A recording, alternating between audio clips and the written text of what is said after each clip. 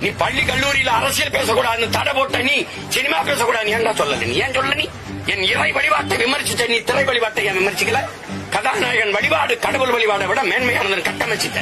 அதே கல்லூரி விழாக்கள்ல இலக்கியவாதி பேச மாட்டான், இயக்குனர் பேசுவான், நற்றமிழ் சான்றோன் பேச மாட்டான், நடிகன் பேசுவான், நடிகை பேசுவான். அப்ப என்ன ஆகும்? சினிமாதான் இருக்கு உச்சம். அங்க ஆடாது சங்கே முழங்க பாடுறான். சங்க இலக்கியமும் தமிழ் இலக்கியம் பாடல்கள் எழுச்சி பாடல்கள் பாடுது. திரைப்பாட்டை பாடிக்கிட்டு அந்த வேஸ்த போட்டு ஆடுறான்.